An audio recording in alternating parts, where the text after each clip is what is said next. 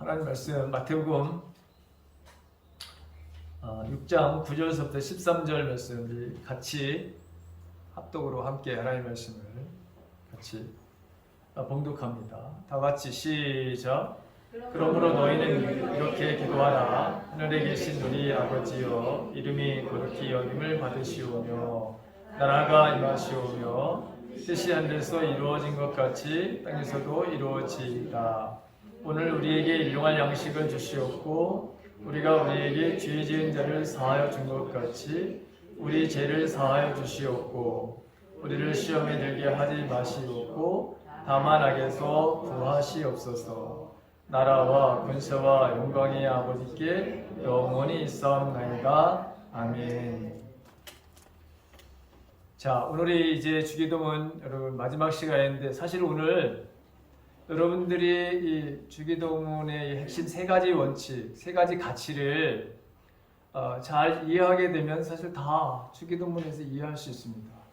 그동안 여러분 주기도문에 대해서 제가 2개월 동안 정도 설교를 했는데, 그런데 이번 시간에 여러분 잘 듣게 되면 사실은 지난 시간에 들었던 모든 것들에 대한 요약과 더불어 아주 분명하고 확실하게 이 주기도문에 대한 가치, 의미를 확실하게 알고 더 기도하는 삶을 살게 되실 것입니다.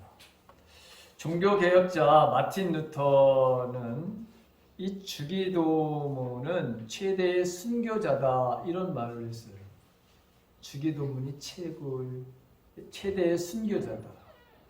이 말은 무슨 말이냐면, 많은 사람들이 암송을 하잖아요. 그렇죠? 이 말씀에, 이 주기도문을 대해서. 근데 암송을 하고 있지만 참된 의미와 진리를 모르고 있기 때문이다. 이렇게 그가 말했습니다. 자, 여러분, 우리가 이 주기도문은 예배를 마치면서 우리가 할 수도 있고, 예배를 시작하기 전에도 주기도문을 하는데, 사실 그렇게 하라고 여러분 이거 주신 게 아니에요. 주기도문은 그런 의미가 전혀 아니라고 하는 것을 제가 이 주기도문을 설교할 때 여러분들에게 이미 여러분 말씀을 드렸어요. 주기도문은 기도의 내용을 가르쳐 주는 것이 아니라 기도의 방법을 바로 가르쳐 주고 있습니다. 그러니까 모든 사람들에게 기도의 내용을 획일적으로 가르쳐 주는 것이 아니라 기도의 모본을 바로 가르쳐 주시는 그런 것이죠. 그래서 이것은 예배 전이라든가 예배 후에 우리가 주기도문으로 뭘 마치겠습니다, 시작하겠습니다, 이런 의미로다가 이걸 사용하게 되면 예수님의 이 주기도문 가르침과는 전혀 상관이 없습니다. 그렇게 해서도 여러분 안 되는 것이죠. 우리가 의미를 가지고 만약에 기도를 하게 된다면 거기에 대해서 조금 의미가 있지만, 그렇다고 해서 이 주기도문을 그런 식으로 만약에 우리가 사용한다면 주님이 가르쳐 주신 이 주기도문하고는 완전히 우리가 다른 기도를, 잘못된 것을 하고 있다고 하는 것이죠. 그래서 이 마틴 루터가 주기도문은 최대의 순교자다 이렇게 말한 거예요. 자, 오늘 여러분 이 주님이 가르쳐준 기도에서 우리는 세 가지 핵심 가치를 반드시 알아야 합니다. 이 세 가지를 알고 이제 여러분들이 더욱더 의식을 하고 기도 생활을 하셨으면 하는 바람에서 마지막 말씀을 하는데요. 자, 이 주기도문에서 세 가지 가장 핵심적인 것이 뭐냐? 첫째는 우리의 기도의 대상이신 하나님은 어떤 분인가를 반드시 알아야 된다는 거예요. 이게 가장 중요한 거예요. 하나님이 어떤 분인가를 알아야 된다고 하는 거죠. 그러니까 신앙의 출발점은 하나님이 어떤 분인가를 알아야 합니다. 우리가 호세아서를 통해서 말씀하시는 것들을 보게 되면, 호세아 선지자가 하나님의 말씀을 선포하는데 백성들이 번제, 즉 오늘날로 말하면은 예배죠. 그 번제를 바로 드리는 것보다도 더 우선 해야 될 것, 알아야 될 것이 뭐냐? 그게 하나님을 알아야 된다는 거예요. 예배보다도 더 중요한 게 뭐냐면 하나님을 알아야 된다는 거예요. 그래요, 여러분. 하나님을 알아야 그 대상에 대해서 어떤 마음과 어떤 자세를 가지고 어떤 태도를 가지고 예배를 바라는 드려야 되는 거잖아요. 그러니까 하나님을 아는 것이 가장 우선이라고 하는 것이죠. 자, 하나님을 모르면 무작정 여러분 믿는 것, 하나님의 광신적인 그런 사람들 이걸 좋아하느냐? 아니에요, 여러분. 이 광신적인 믿음을 가지고 있는 사람들이 있어요. 또 무속적인 하나님을 무슨 무당과 같이 점쟁이와 같이 그렇게 인식하는 기독교인들이 너무 많아요. 그리고 기복적인 어떤 신앙, 물론 우리는 하나님 앞에 다 받아야 되지만 그렇지만 예수 믿는 자체가 무슨 복을 받기만을 위한 바로 삶인 것으로 한정된 이런 생각을 가지고 있는 사람들이 너무나도 많아요. 그리고 기독교는 여러분 신비적인 것이죠. 하나님이 그래서 비밀이라고 했잖아요. 여러분 우리를 만나주시는 방법이 아주 다양하시고 하나님이 일하시는 그런 너무너무 멋있고 우리의 생각을 뛰어넘으셔서 기도의 응답의 역사를 보게 되면 너무나도 신비스러운 일들이 너무 많죠. 하나님이 행하시는 일들을 보게 되면 인간의 생각을 뛰어넘어서 하시는 이런 일들을 볼 때마다 정말 하나님은 멋있는 하나님이시다. 이렇게 우리가 감복을 하고 탐복을 하고 하나님 앞에 우리가 이런 감사의 마음을 드리는 것이 있죠. 그러나 신비주의는 아니죠. 기독교가 신비주의는 아니잖아요. 근데 하나님을 잘못 알게 되면 이 신비주의에만 빠져가지고 그래서 교회에 적응을 못하고 어떤 기적적인 것, 어떤 신비적인 것에 심취된 사람들은 그런 것들만 여러분 따라다니다가 결국에는 망하는 인생을 사는 사람들이 어마어마하게 많아요, 지금도. 그래서 여러분 어느 교회에 뭐가 쫙 모였다가 아닌가 봐 해서 여러분 다시 또 흩어지는 이런 것이 오늘날도 얼마나 여러분 많은지 몰라요. 제일 중요한 것은 하나님이 어떤 분인지를 제대로 알아야 된다. 두 번째, 자, 기도하는 우리는 하나님과 어떤 관계를 가진 자들이냐라고 하는 거예요. 즉, 나는 어떤 신분의 사람인가? 다른 말로 말하면 나는 어떤 정체성을 가지고 있는 사람이냐? 나의 정체성은 무엇이냐라고 하는 거예요. 그다음에 세 번째는 우리는 어떠한 형편과 위치에서 무엇을 위해서 살아가는 존재들이냐라고 하는 거예요. 즉 다른 말로 말하면 삶의 목적이 무엇이냐라고 하는 거죠. 그래서 이 주기도문은 하나님에 대해서, 그다음에 내 자신에 대해서, 그다음에 우리의 삶의 목적에 대해서 이 세 가지의 가치를 정확하게 가르쳐 주시는 것이 이게 여러분 주기도문이라고 하는 거예요. 그렇다면 첫 번째, 자, 하나님은 어떤 분이시냐라고 하는 것이죠. 도대체 하나님은 어떤 분이시냐? 여기 보게 되면 하늘에 계신 우리 아버지요 이렇게 되어 있죠. 하늘에 계신 우리 아버지로 기도를 시작하라. 그런데 여러분 이 말은 그 당시 유대인들에게 또 이게 굉장히 어색한 여러분 말이에요. 예수님이 처음으로 이렇게 가르치시는 겁니다. 이것 때문에 예수님은 얼마나 모욕을 받고 그때 신성 여러분 모독죄를 바로 여러분 지었다고 하는 것에 의해서 죽음을 당하는 것 중에 하나도 바로 이것 때문에 예수님이 십자가에 달려 돌아가시는 일이 발생하기도 하는 거예요. 자, 하나님을 아버지로 소개하는 것은 그 당시 종교 지도자들뿐만이 아니라 예수님의 제자들에게도 이해하기 매우 어려운 바로 이 말씀이었어요. 예수님께서 기도에 대해 가르친 것 중에 이 부분이 여러분 가장 중요한데 주님은 우리가 기도할 때 하나님을 하늘에 계신 아버지로 이렇게 반드시 생각을 해야 된다. 의식해야 된다. 이걸 받아들여야 된다라고 그렇게 말씀하고 계시는 것이죠. 주님께서는 하나님 우리의 아버지로 소개하셨고 자신의 기도 속에도 이 아버지라는 말을 사용하고 계십니다. 성경의 곳곳에서. 그러니까 예수님께서 하나님을 아버지로 부르도록 우리들에게 가르치고 계시는 것입니다. 자, 그래서 우리는 저와 여러분들은 이제 하나님의 자녀로서 우리가 기도해야 된다고 하는 거예요. 자녀로서 당당하게 우리가 하나님 앞에 구해야 된다고 하는 의미이기도 한 거예요. 여러분, 구걸하는 사람과 같이 애걸복걸 해가지고 그렇게 하나님 앞에 우리가 그런 마음으로 여러분 해서는 안 된다고 하는 의미가 담겨져 있는 거예요. 우리는 하나님의 자녀로서 당당함이 있어야 되는 거예요. 여러분들이 누구의 바로 자녀라고 했을 때에 그 당당함을 가지고 부모님에게 그 권리를 어떤 말을 자기의 욕구를 바로 여러분 당당하게 했던 사람과 하지 않았던 사람들의 삶의 바로 여러분 스타일이 달라요.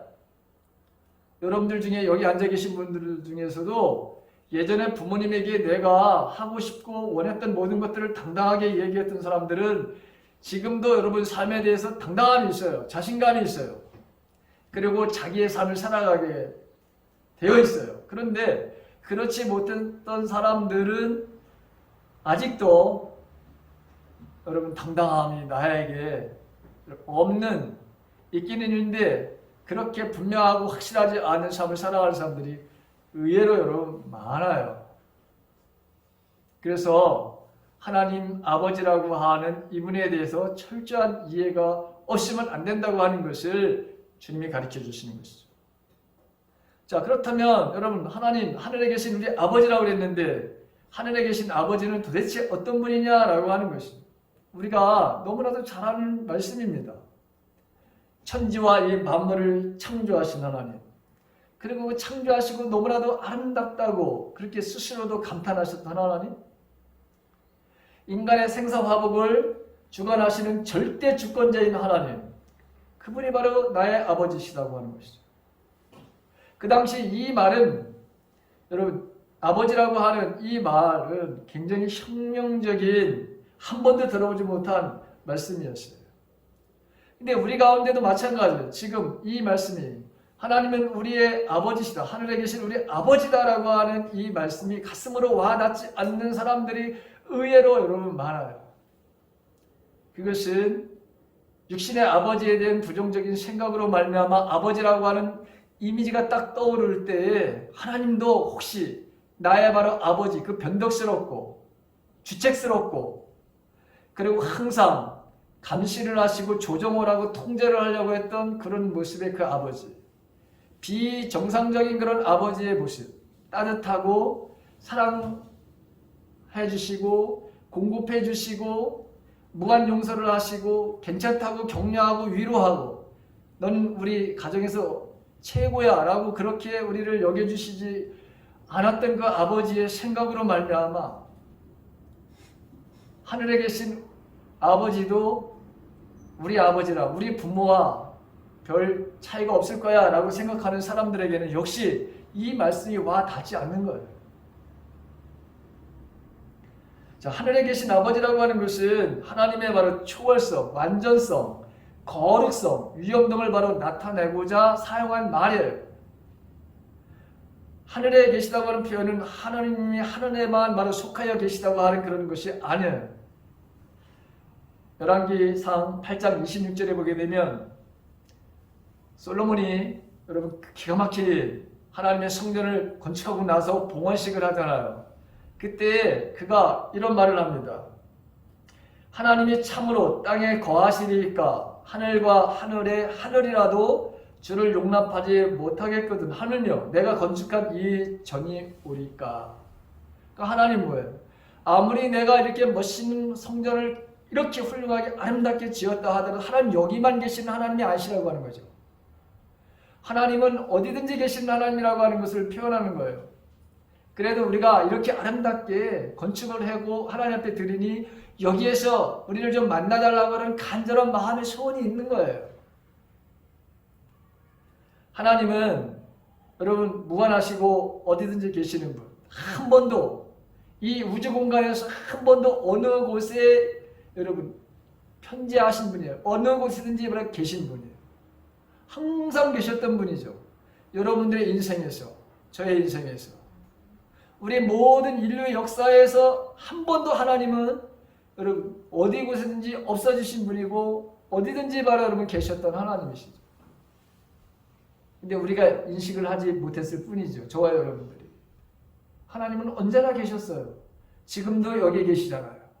성령으로 우리와 함께 하신다고 약속하셨고, 그리고 정말 우리와 함께 여기 계시죠. 예. 그래서 여러분, 우리가 하나님이 여기 계신 것을 우리가 지금 경배하는 거예요. 예배하잖아요. 그러니까 특별한 의미로 하나님 아버지께서는 하늘에 계신다라고 했어요. 왜?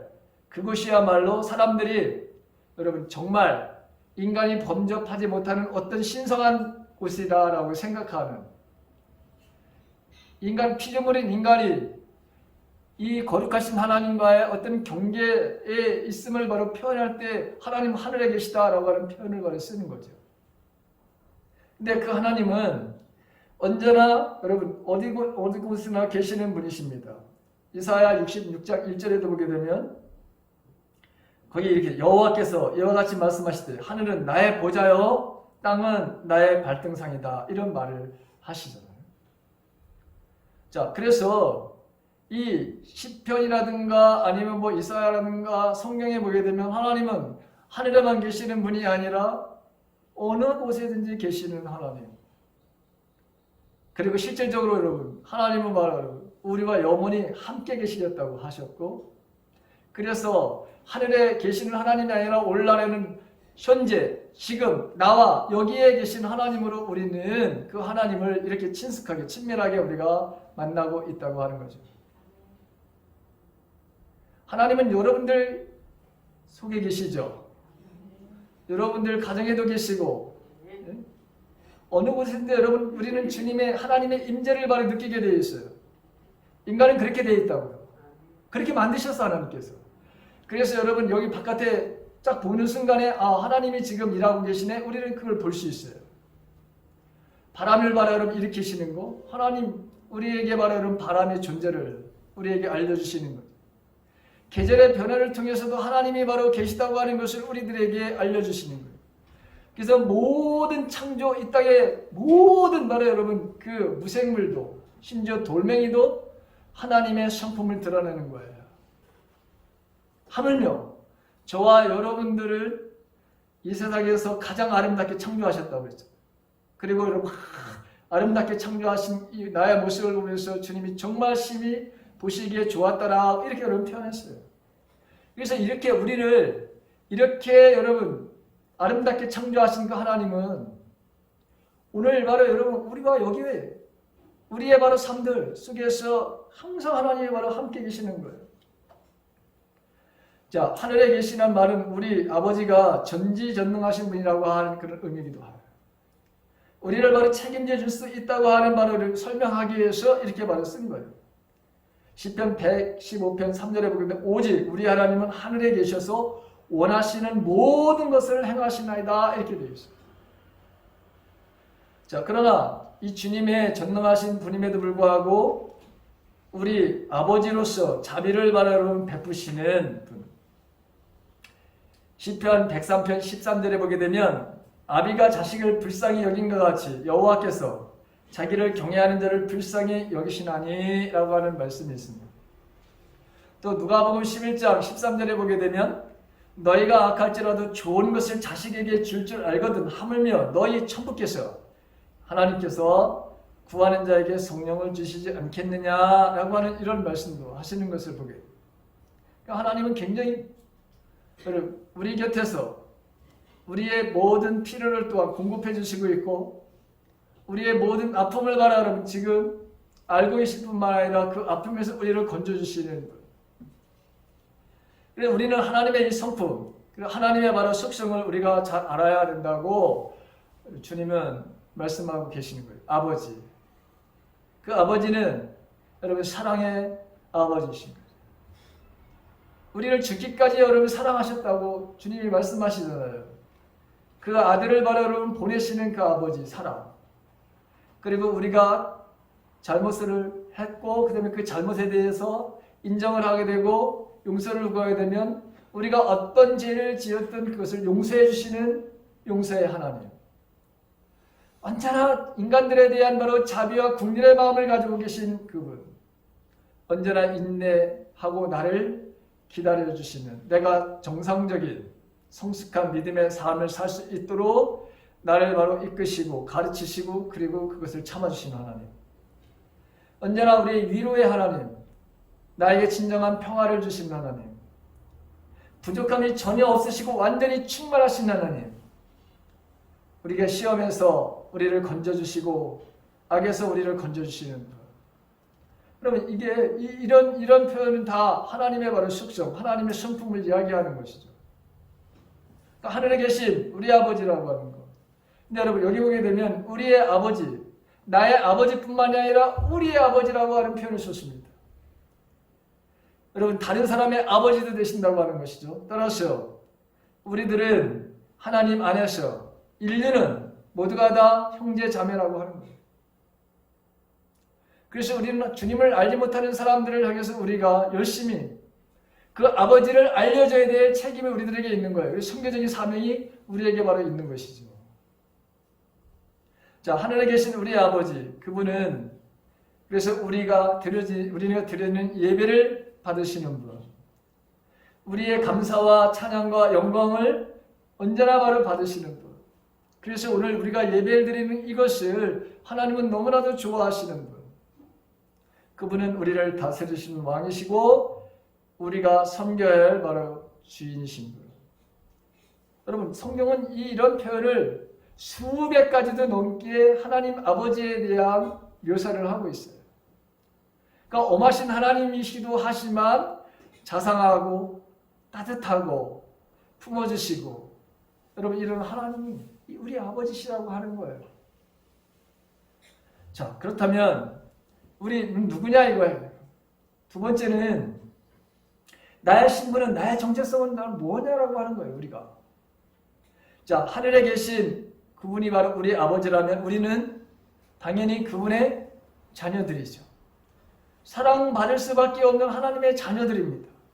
그래서 성경은 그것을 상속자다 이렇게 표현하는 거예요. 우리는 상속자다, 공동 상속자다 이렇게 표현되어 있죠. 예수님과 우리는 공동 상속자.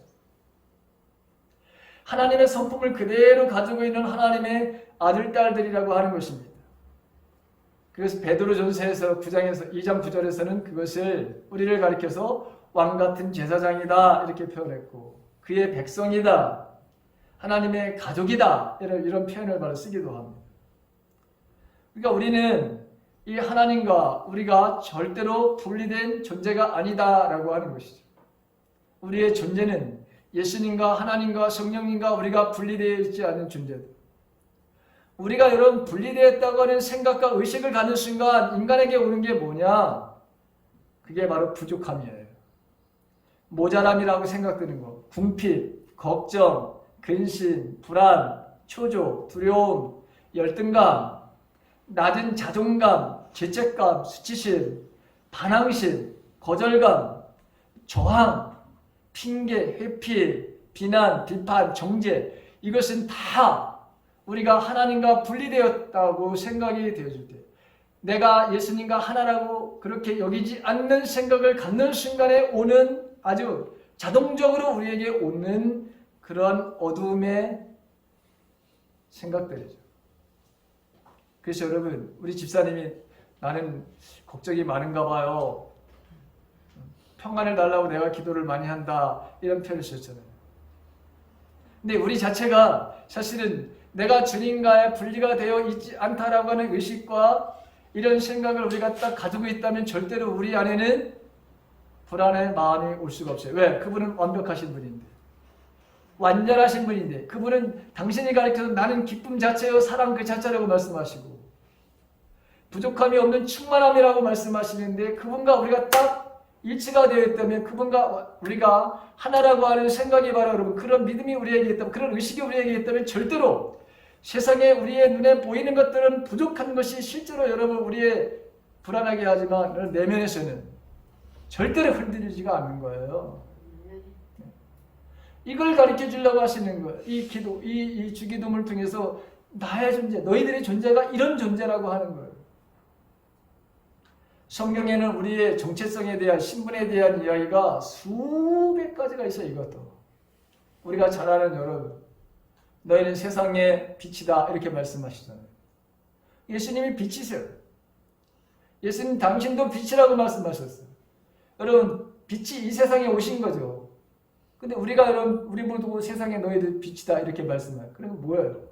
너와 나는 하나야. 내가 하나님과 하나이듯이 너는 나의 자녀야. 여러분, 자녀라고 하는 게 이런 의미가 있는 거예요. 절대로 우리는 주님과 분리되어 있지 않는 거예요. 내가 그렇게 생각하는 거지. 내가 그렇게 의식하는 거지.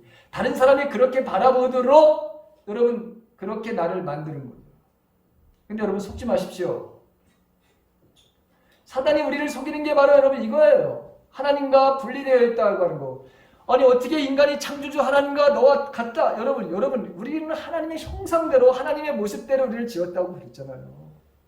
그리고 나는 너의 자녀, 내 아버지고 너희들은 나의 자녀라고 하는 것이 바로 이 의미거든요. 절대로 분리되어 있지 않아. 그러니 너희들은 근심하지 마라. 그래서 여러분 걱정하지 말라 이렇게 표현하신 거예요. 근데 이것을 받아들이지 않으면 우리는 여러분 그 순간서부터 나는 부족해요. 나는 모자라요. 나는 궁핍 속에 살아요. 걱정이 근심이 나를 떠나지 않아요. 이런 마음이 생기는 거예요. 여러분 하나님과 떠났던 인류의 바로 최초의 인간들이 오는 게 여러분 뭐예요? 이거잖아요 여러분. 두려움, 숨고 핑계대고 거절감, 하나님 반항하고 싶고 여러분 이런 마음들이 이게 뭐예요? 하나님과 분리되었을 때 나누어졌다고 생각하는 순간에 바로 여러분 여기 오는 거예요.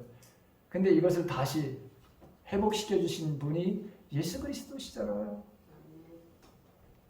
자, 우리는 세상에 바라는 소금이라고 했고 그리스도의 향기라고 했고 그리스도의 우리가 신부다. 그리고 우리가 그리스도의 대사다. 청직이다. 파수꾼이다. 농부다. 마라톤 선수다. 군인이다. 의의 병기다. 여러분 얼마나 많은 우리의 정체성에 대한 이야기를 얼마나 많이 하고 계시는데요. 그런데 저와 여러분들이 사단에 속아서 나가는 하나님과 질적으로 다 차이가 어마어마하게 나는 존재라 이렇게 생각을 자꾸 갖게 하는 거예요. 여러분 우리가 이 세상에 75억 정도가 인구가 살고 있다고. 그런데 나하고 닮은 여러분 사람이 있을까요? 없죠. 나하고 코 닮은 사람은 75억 중에 단 한 사람도 없어. 나 눈 닮은 사람 단 한 사람도 없어. 쌍둥이조차도 여러분 닮은 데가 좀 있지만 똑같은데 한 군데도 없어요. 여러분 우리 눈이 삐뚤어져서 그런 거지. 그렇게 여러분 우리가 인식하고 보니까 똑같네 그러지만 여러분 뭐가 똑같아요? 거기다 전자현미경을 들이대고 봐. 그러면 똑같을까? 안 똑같아요. 그런데 우리는 똑같다고 그러잖아. 이게 무슨 의미냐면 내가 하나님과 분리되지 주님은 분리되지 않았다고 하는데 내가 너와 하나라고 하는데 우리는 아니거든요. 나는 분리됐거든요. 그걸 계속 우기는 사람하고 똑같은 거예요. 에베소서 2장 10절에서 지난 시간에 제가 말씀드렸잖아요. 하나님은 값을 매길 수 없을 정도로 우리를 세상의 걸작품으로 만들어냈다고. 내가 유일한 세상에 딱 하나밖에 없는 여러분 정말 작품 중에 작품이라고. 그런데 내 자신을 참새보다도 여러분 못한 존재로 여기는 사람들이 있어요. 메뚜기보다도 여러분 못하다고 그렇게 여기는 사람들. 저기 바깥에 나는 여러분 저 들에 피었다가 없어지는 들것보다도 못하다고 여기는 사람들이 있어요. 여러분 그게 과거의 이야기예요? 아니죠. 오늘날도 여러분 이렇게 여기는 사람들이 있다니까요. 우리가 요새 민수기를 여러분 묵상하고 있죠. 신명기인가? 신명기죠. 자, 출애굽기 그 신명기 그 보게 되면 가데스 바네아에서 모세가 정탐꾼을 보내죠. 거기 갔다 와가지고 한다는 소리를 한번 보십시오. 야, 우리는 저 사람들 아낙 자손들에 비해서 우리는 메뚜기와 같은 존재입니다. 아니 왜 우리가 메뚜기와 같은 존재예요? 하나님은 창세기 1장에 보게 되면 우리가 그 어떠한 바로 식물보다 어떠한 동물보다 가장 완벽하게, 그 다음에 에베소서에 보게 되면 내가 너를 바로 걸작품 중에 걸작품으로 너를 만들어냈는데 우리 자신을 가리켜가지고 메뚜기보다도 못한 사람들이다 이렇게 여기는 사람들. 이 사람들은 어떤 사람들이냐? 하나님의 말로 여러분 하나님을 모르는 거예요. 사실은. 내가 안다고 하지만 하나님을 전혀 모르는 사람들이에요. 내가 누구인지를 전혀 모르는 사람들이에요. 그래서 가장 불신앙의 사람들이 뭐냐? 하나님의 그 속성에 대해서 이야기라도 그걸 부인하는 사람. 우리가 75억 중에 가장 내가 이 세상에서 가장 멋지고 가장 바로 완벽한 존재라고 하는 것을 부인하는 사람들이 하나님을 완전히 부인하는 거예요. 여기는 한 분도 그런 분이 없기를 바랍니다. 한 분도 없어요. 할렐루야. 네. 한 분도 없어야 돼. 그건 하나님을 모르는 거예요, 여태까지. 내가 교회를 10년, 20년 다녀도 여러분 이거를 인정하지 않는 사람들은 하나님 존재, 하나님의 바로 여러분 대해서 전혀 모르는 거예요. 하나님을 모독하는 이런 신앙을 가지고서 신앙생활하면서 하나님 나 잘되게 여러분 어떻게 하나님을 알지 못하는데 하나님에 대해서 여러분 기도한다고 응답의 역사가 있겠습니까? 그러니까 여러분 혹시라도 우리가 기도의 응답의 역사가 없다면 내가 하나님을 모르는 거예요. 그리고 내 존재가 누구인지를 모르는 거예요, 여러분. 그리고 시간을 아무리 들여도 기도의 응답의 역사가 없어서 나 하나님을 안 믿으려면 이런 사람들이 바로 여러분 어마어마하게 많은 거예요, 오늘날도. 자, 세 번째. 그러면 우리는 우리의 인생의 목적이 뭐여야 되냐라고 하는 것이죠. 하나님에 대해서 우리가 알고 내가 누구인지를 알게 되면 반드시 어떤 삶을 바로 우리가 살게 되느냐라고 하는 것이죠. 무엇을 위해서 우리는 사느냐라고 하는 것이죠. 첫 번째. 첫째가 바로 나로 하여금, 우리로 하여금 하나님은 당신의 이름에 걸맞는 영광을 받으셔야 된다라고 하는 거예요. 그게 바로 이름이 거룩히 여김을 받으시옵습니다. 그 이야기예요. 하나님의 이름이 거기에 맞게끔 걸맞는 영광을 받아야 된다고 하는 것이죠. 우리가 신분에 맞는 삶과 행동을 통해서 하나님의 영광을 받으셔야 된다는 거죠. 하나님의 이름이 거룩히 여김을 받는 것은 그래서 저와 여러분들의 삶에 달려있다라고 하는 여러분 말씀을 제가 드린 거예요. 그것은 한마디로 우리가 사랑의 삶을 살아내는 것이죠. 저와 여러분들이. 두 번째, 하나님의 나라가 이 땅에 임하는 삶을 살아야 된다고 하는 것이죠. 우리는 하나님의 뜻을 이루어야 될 여러분 우리가 청직이에요. 우리는 그렇게 부름을 받은 사람들이에요.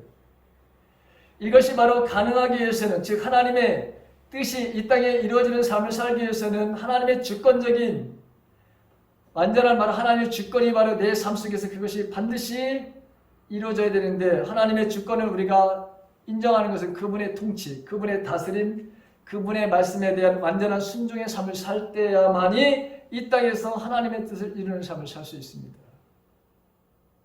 하나님의 나라는 지금 내 안에 여기에 내가 살고 있는 오늘이라고 하는 지금 여기에 이루어져야 하는 거예요. 하나님의 나라는 먹고 마시는 것이 아니라 성령 안에서 의와 평강과 희락이다, 기쁨이다 이렇게 말씀하셨잖아요. 그래서 여러분 하나님의 땅, 하나님의 바로 뜻이 이 땅에 이루어지기 위해서는 철저하게 내가 주님의 다스림, 통치 안에 있을 때에 그게 바로 하나님 나라라고 했잖아요. 성령 안에서 바로 의를 향하고 평강과 기쁨, 이 삶을 누릴 수 있는 것은 그분의 통치 속에, 다스림 속에, 그분의 말씀 속에 우리가 순종하지 않으면 하나님의 뜻이 이 땅에서 여러분 이루어지지 않는 거예요. 나의 뜻 혹은 우리의 뜻이 아니라 하늘에 계신 하늘 아버지의 그 완전하고 선하고 거룩하고 기뻐하시는 뜻이 이 땅에서 이루어질 수 있도록 여러분, 저와 여러분들은 가정에서 이 공동체 교회 안에서 그리고 여러분들이 몸담고 있는 회사문 회사에서 거기서 하나님의 뜻을 이루어가는 삶을 살아내야 되는 것이죠. 세 번째, 우리의 바로 생존을 위해서 매일매일 필요한 것이 있습니다. 인간은 우리의 바로 육을 유지하기 위해서는 먹고 살아야 할 일용할 양식이 필요하잖아요.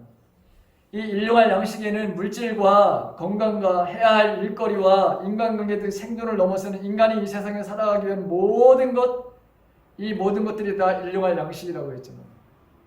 그러니까 하나님은 우리들에게 이 땅에서 예수님이 말씀하시기를 내가 양들에게 생명을 주고 풍성하게 주려고 왔다고 했습니다.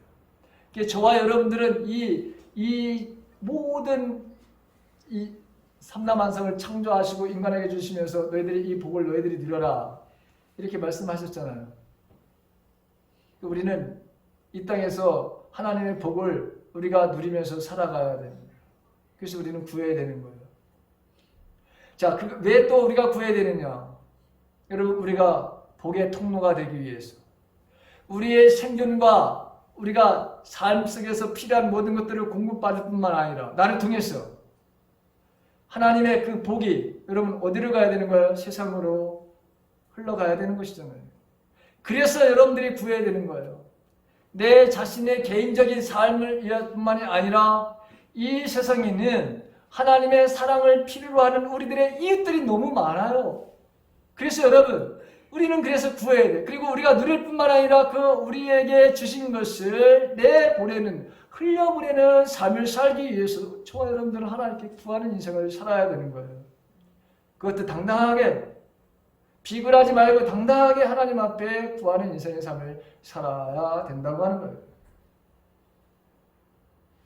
넷째, 자, 우리는 하나님의 용서를 받은 사람들입니다. 그러나 앞으로도 용서를 받아야 할 그런 바로 여러분 죄인들입니다. 과거에 고백하고 용서받은 바로 죄는 그래서 우리가 잃어버려야 되는 거예요.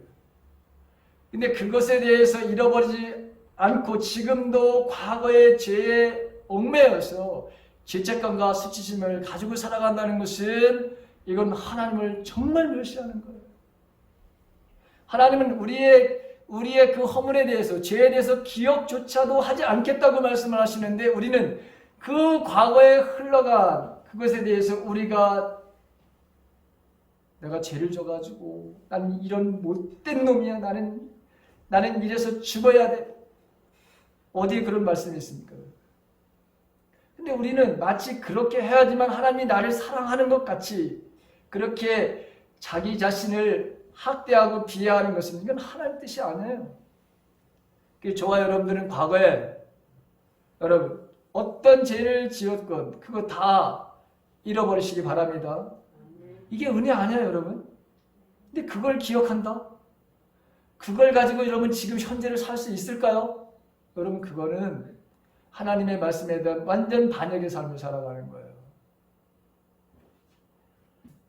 우리는 앞으로 저와 여러분들은 앞으로 짓게 될 죄에 대해서 우리가 사유하심을 우리가 받아야 될 사람들이잖아요. 그래서 우리는 바로 이 우리가 용서를 바로 여러분 반드시 받은 사람들이 우리는 용서하는 사람들을 살아가야 되는 거죠. 자, 영적으로 자라갈수록 죄에 대한 인식이 깊어지고 예민해지는 것을 여러분들도 발견하게 될 겁니다. 예전에는 내가 주님의 의식이 없었던 하나님에 대해서 알지 못했던 그때에는 세상에서 여러분 사람들이 짓는 죄에 대해서도 다 그럴 수도 있어. 이렇게 여러분 우리 자신들도 허용을 하고 받아들이고 인정했던 이 부분들이 이젠 허용이 안 된다고 하는 것을 알게 되잖아요. 죄를 바로 여러분 짓게 되면 안 된다고 하는 바로 내 안에 의식이 바로 여러분 형성되는 거죠. 그래서 죄와 결번된 삶을 살아가는 사람들에게 오는 게 뭐냐? 고난이라고 하는 것이죠. 핍박이라고 하는 것이죠. 왜? 우리가 죄와는 완전히 결별되었기 때문에. 죄와 결별된 삶을 살아가는 사람들에게 오는 게 뭐냐? 그게 바로 핍박이요. 그게 바로 고난이라고 하는 것이죠. 근데 그것은 그리스도인들에게 특권이다라고 하는 것이죠. 그게 사도 바울의 말씀이기도 하고 베드로 사도가 여러분 베드로전서에서 말씀하시는 것이기도 합니다. 그래서 저와 여러분들은 죄와 결별된 사람들이기 때문에 이 세상에서 살아가는 것이 고난의 삶, 핍박의 삶이 우리에게 온다고 하는 거예요. 그런데 그것을 특권의식으로 가지고 살아야 된다라고 하는 것이죠. 자, 그러면서 우리는 우리는 용서를 받은 사람들이기 때문에 다른 사람들에 대해서 우리 인간이 해야 될 것이 무엇이냐? 그것은 열심히 우리가 용서하는 삶을 살아야 된다고 하는 거예요. 저와 여러분들은 무지막지하게 다른 사람들에게 아픔과 상처를 준 사람들이에요. 그렇죠. 그래서 여러분, 우리는 용서해야 되는 거예요. 용서를 받을 뿐만 아니라 용서하는 삶을 살아야 되는 것이죠. 그게 바로 우리들의 삶의 모습이어야 된다는 거죠. 다섯 번째, 우리는 다 시험, 유혹의 소금수에 빠지기 쉬운 바로 여러분 연약한 사람들이라고 하는 거죠. 그러니까 시험에 들만한 것도 아닌데, 그런 일도 아닌데, 말도 아닌데 시험 드는 사람들이 얼마나 많은지 몰라요. 이것은 과거의 상처에 아직까지도 내가 치유되지 않은 것이고, 내가 하나님을 모른다는 것이고, 내 자신이 누구인지를 모르는 사람들은 늘 상처를 받게 돼 있는 거예요. 우리가 어렸을 때는, 내가 여러분 정말 의식적으로 뭔가 생각하지 못할 어렸을 때는 상처를 여러분 받을 수 있어요. 그런데 내 의식이 생기기 시작하고 자아식이 생기기 바라는 삶 속에서는 상처를 내가 그걸 받아들일 수 있지만 내가 거부할 수도 있는 거예요. 그런데 성장하지 못하는, 성숙하지 못한 사람들, 과거의 상처에서 치유되지 못한 사람들은 정말 아무것도 아닌 걸 가지고 나 상처받았다고 해가지고 교회 공동체를 떠나가는 사람들이 의외로 여러분 많은 거예요. 내가 누구인지를 모르는 거예요. 하나님을 아직까지도 여러분 만나지 못한 사람들이고, 그리고 상처가 완전하게 치유되지 않는 증거라고 하는 거예요. 나는 환자라고 하는 걸 세상 모든 사람들에게 선포하고 다니는 사람들이에요. 하나님이 좋아하실까요? 자, 우리는 악한 마귀가 우는 사자와 같이 산길자를 두루 찾아다닌다는 그런 말씀을 너무나 잘 알아요. 그래서 우리는 항상 깨어서 기도해야 된다. 예수님의 말씀처럼 우리는 그런 존재이기 때문에 늘 깨어서 우리가 시험에 들지 않도록 기도해야 되는 사람들이다 라고 하는 것이죠. 나의 영적 무장, 즉 전신갑주, 하나님의 전신갑주가 내가 제대로 지금 갖추고 있는가? 오늘 아침에 내가 회사를 가든 어디를 누구를 만나러 가든 아침에 일어나서 여러분 내가 모든 활동을 하기 전에 내 지금 영적인 상태가 전신갑주를 내가 제대로 갖추고 있는가? 나는 구원의 투구를 지금 쓰고 있고 의의 흉배를 가슴에 내가 달고 있고, 그 다음에 한 손에는 하나님의 성령의 검인 하나님의 말씀을 내가 쥐고 있고, 다른 한편에는 사단이 우리를 끊임없이 유혹하는 미혹의 그 화살을 막아낼 수 있는 믿음의 방패를 내가 가지고 있고, 진리의 허리띠를 내가 띠고 있고, 내가 발에는 평화의 복음을 전할 수 있는 만발의 사람들을 만나면 내가 복음을 전하리라고 하는 이런 마음이 있고, 그 다음에 성령 안에서 무시로 내가 기도하는 사람인가 아닌가를 반드시 정감하고 하루를 시작해야 되는데, 이런 것이 없이 나가서 일하는 것이 나의 첫 번째 의미입니다라고 시작을 하게 되면 여러분들은 여지없이 다 사단의 밥이 되는 거예요. 그래서 우리는 날마다 깨어서 기도하라 하시는 이 말씀을 우리가 어기면 한 사람도 영적인 전쟁에서 이길 수가 없어요. 분명히 대적을 하라 그러면, 마귀를 대적하라 그러면 마귀를 이긴다고 했지만, 그러나 준비가 되어 있지 않은 사람들은 마귀와 싸우면서 언제나 삼킴을 당하게 되어 있어요.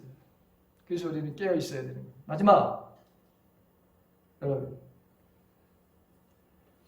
우리는 악에서 구원해달라. 악에서, 우리가 악을 저지르는 바로 거기에서 우리를 구원해달라. 이 빛된 삶이 아닌 것에서 우리를 바로 언제나 건져달라고 주님한테 기도하는 똑같아요. 그 악으로부터의 탈출, 그것을 위해서 저와 여러분들은 알고 기도해야 되는 것이죠. 자, 오늘 이제 말씀을 마칩니다. 주기도문의 가장 핵심적인 세 가지, 이 세 가지를 여러분 반드시 기억하십시오. 첫째는 하나님을 바로 알아야 되는구나. 하나님이 어떤 분인지, 그 아버지가 나의 아버지다. 그 전능하신 하나님이, 그 사랑의 하나님이 나의 아버지. 여러분, 그 용서의 하나님이 나의 아버지. 언제나 나의 필요를 아시고 채우시는 그분이 나의 아버지. 여러분, 그러면 우리는 그분의 자녀. 그래서 당당하게 우리는 구할 수가 있고, 나는 절대로 하나님과 예수님과 성령 하나님과 나는 분리되어 있는 사람이 아니다. 나는 하나다. 주님과 하나다. 그런 나에게는 이런 부족함, 나에게 말하는 근심, 불안, 초조, 이런 모든 부정적인 것들은 사단이 가져주는 것이다. 나의 잘못된 말은 인식이다 라고 하는 것을 기억하면서 내 존재 자체를 다시 한번 확인하는 거예요. 그리고 어떠한 형편에서든지 어떤 위치에서든지 이제 그 신분에 맞는 삶, 그 삶에 대해서 여러분 제가 6가지를 말씀드린 그 6가지를 실천하며 살아가는 것이 이것이 여러분 주기도문을 통해서 우리에게 가르쳐 주시는 예수님의 말씀이라고 하는 것이죠. 이걸 기억하고 여러분 기도하심으로 날마다 주님과 정말 영원히 동행하는 늘 승리하는 삶을 살아가는 저와 여러분들의 삶이 되시기를 주님의 이름으로 간절히 축원합니다.